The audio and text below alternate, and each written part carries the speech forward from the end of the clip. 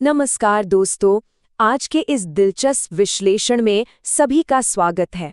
आज हम एक ऐसे विषय पर बात करने वाले हैं जो जिंदगी को देखने का नजरिया पूरी तरह बदल सकता है।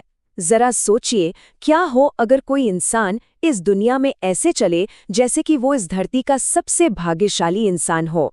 जी हाँ, आज हम नेविल गोडार्ड के लॉ ऑफ डिवाइन अजम्पशन के जरिए एक शानदार और भरपूर जीवन मैनिफेस्ट करने के रहस्य को समझेंगे। तो चलिए, बिना किसी देरी के सीधे शुरू करते हैं। अब सबसे बड़ा सवाल, क्या किस्मत सच में कोई इत्तेफाक है? अक्सर समाज किसी की सफलता या पैसे को देखकर उसे महज किस्मत का नाम देकर खारिज कर देता है ना। लोग इसे लॉटरी जीतने जैसा मान लेते हैं। लेकिन हमारा मूल स्रोत हमें ये बताता है कि जिसे दुनिया किस्मत मानती है वो वास्तव में एक बहुत ही सटीक आध्यात्मिक तंत्र है। ये कोई रैंडम घटना नहीं है, बल्कि एक ऐसा नियम है जो हर पल हर सेकंड काम कर रहा है। इसे और गहराई से समझने के लिए स्क्रीन पर लिखे इस कोट को देखिए। जागृत मन के लिए किस्मत आंतरिक विश्वास और बाहरी अनुभव के बीच संरेखण का प्रमाण है। ये लाइन अपने आप में कितनी जबरदस्त है। खुद को भाग्यशाली महसूस करना कोई खोखला विचार नहीं है। ये असल में वो अदृश्य शक्ति है जो हमारे अंदर के अलाइनमेंट के जरिए अनुकूल परिस्थितियों को चुंबक की तरह खींचती है। जब विचार और भावनाएं एक साथ एक ही दिशा में काम करते हैं तो बाहरी दुनिया उसे चमत्कार या किस्मत कहने लगती है। तो चलिए अब आते हैं पहले मुख्य भाग पर, लॉ ऑफ डिवाइन अजम्पशन यानी धारणा का नियम। ये नियम बताता है कि कैसे हमारा आंतरिक सत्य बाहरी रूप लेता है। अजम्पशन के नियम की परिभाषा बिल्कुल साफ है। जो कुछ भी लगातार और गहरी भावना के साथ सच मान लिया जाता है उसे अंततः एक भौतिक अनुभव बनना ही पड़ता है। ध्यान देने वाली बात यह है कि ये सिर्फ पॉजिटिव थिंकिंग नहीं है, ये एक आध्यात्मिक कारण है जहां हमारी अंदर की आवाज और भावनाएं हमारी बाहरी वास्तविकता को आकार देती हैं। मतलब अगर अंदर अभाव महसूस हो रहा है तो बाहर भी अभाव ही नजर आएगा। अब संयोग के भ्रम और जागृत मन के बीच का फर्क समझना बहुत जरूरी है। ज्यादातर लोग पूरी जिंदगी एक प्रतिक्रियाशील तरीके से जीते हैं। वे बस इंतजार करते रहते हैं कि दुनिया बदलेगी तब वे खुश होंगे। वे सबूत मिलने पर ही यकीन करते हैं। लेकिन एक जागृत मन इसका बिल्कुल उल्टा करता है। उसे पता है कि जिंदगी एक आईना है। वो बाहरी दुनिया के बदलने का इंतजार नहीं करता, बल्कि अपनी आंतरिक दुनिया में उस वास्तविकता को पहले ही स्वीकार कर लेता है। इसे ऐसे समझिए जैसे मन एक थर्मोस्टैट हो। अगर मन का आंतरिक थर्मोस्टैट कम पर सेट है, यानी आत्मसम्मान कम है या हार का डर है, तो नतीजे भी उसी निचले स्तर के मिलेंगे, चाहे कितनी भी कड़ी मेहनत क्यों ना कर ली जाए। लेकिन जब कोई अपने अंदर की उम्मीदों को ऊंचा कर लेता है तो बाहरी वास्तविकता भी उसी स्तर तक उठ जाती है। सीधी सी बात है, अभाव की स्थिति में रहकर कभी भी प्रचुरता की उम्मीद नहीं की जा सकती। अब बढ़ते हैं दूसरे भाग की तरफ, जो है अंत से जीना, यानी अपने मन चाहे नतीजे को पहले से महसूस करना। स्क्रीन पर दी गई इस बात पर गौर करते हैं। हम अंत से इसलिए नहीं जीते क्योंकि हम उसे देखते हैं, बल्कि हम अंत से इसलिए जीते हैं ताकि हम उसे देख सकें। ये बहुत ही शानदार विचार है। अदृश्य चीजें हमेशा पहले आती हैं। आज जो कुछ भी दुनिया में दिख रहा है वो पहले किसी के दिमाग का विचार ही तो था। जब तक भौतिक प्रमाण सामने नहीं आता तब तक इंसान को अपनी पूरी हो चुकी इच्छा की स्थिति में मानसिक रूप से रहना पड़ता है। यही रचना का असली नियम है। यहाँ एक बहुत बड़ी गलतफहमी हो सकती है। दिखावा करना और आत्मसात करना, ये दोनों बिल्कुल अलग हैं। दिखावा करने में हमेशा एक कमी छिपी होती है। ऐसा लगता है जैसे कोई खुद को या दूसरों को कुछ साबित करने की कोशिश कर रहा हो। लेकिन आत्मसात करना यानी एम्बॉडी करना सत्य की एक बहुत ही शांत और पक्की स्वीकृति है।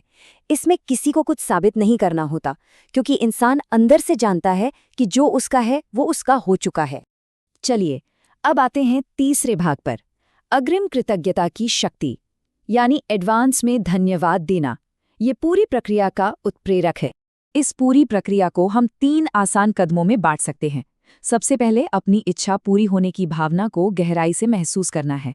दूसरा और सबसे जरूरी कदम, सबूत दिखने से पहले ही धन्यवाद देना। और तीसरा, उस पूर्णता की आंतरिक स्थिति को बनाए रखना। एडवांस में दिखाई गई कृतज्ञता इंतजार करने की उस थका देने वाली ऊर्जा को पूरी तरह खत्म कर देती है। ये सच में एक जबरदस्त चुंबक की तरह काम करती है। जैसा कि हम यहाँ देख सकते हैं कृतज्ञता चमत्कार के बाद महसूस करने के लिए नहीं है, बल्कि ये चमत्कार पैदा करने के लिए होती है।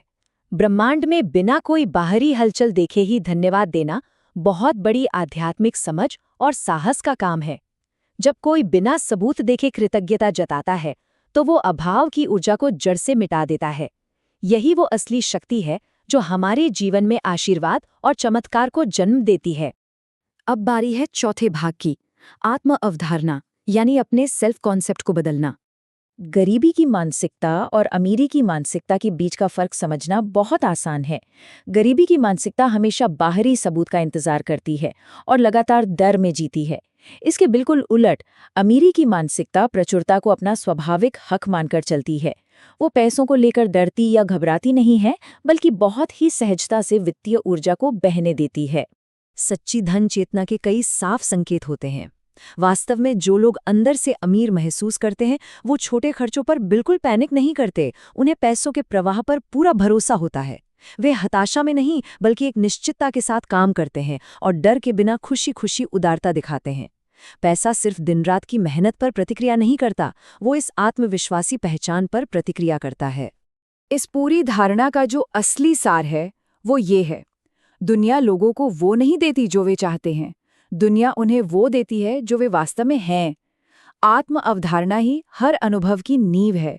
अगर कोई खुद को गरीब और मजबूर मानता है, तो दुनिया वही साबित करेगी।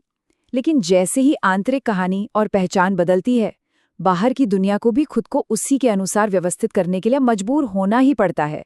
ये कोई जादू नहीं, बल्कि एक नियम है। चलिए, अब हम अपने आखिरी और 5वें भाग पर पहुंचते हैं, सच्ची प्रचुरता को अपनाना और एक सचेत निर्माता बनना। ये कोट देखिए, पैसा, सफलता और प्रचुरता केवल इंसान की धारणा के प्रकाश द्वारा डाली गई परछाइयां हैं। ये बात कितनी गहरी और काव्यात्मक है। बाहर की भौतिक दुनिया महज उन विचारों की परछाई है जो हमारी कल्पना में पहले से ही अपनी जगह बना चुके हैं। असली चीज है वो प्रकाश, यानी हमारा आंतरिक विश्वास। बाकी सब तो बस उसकी परछाई बनकर पीछे पीछे आता है। और अंत में एक बहुत ही गहरा और विचार करने वाला सवाल उठता है: जब कोई नहीं देख रहा होता, तब हम अपनी नियति के बारे में चुपचाप क्या मान रहे होते हैं? हम सभी को खुद से ये पूछना चाहिए। जब हम बिल्कुल अकेले होते हैं, तो क्या हम डर और कमी में जी रहे होते हैं, या असीम संभावनाओं और प्रचुरता में? अपने इसी आंतरिक अलाइनमेंट को कंट्रोल करके ही कोई भी अपनी वास्तविकता को पूरी तरह से बदल सकता है और जीवन में असली प्रचुरता को आमंत्रित कर सकता है। इस विश्लेषण में हमारे साथ जुड़ने के लिए बहुत बहुत धन्यवाद।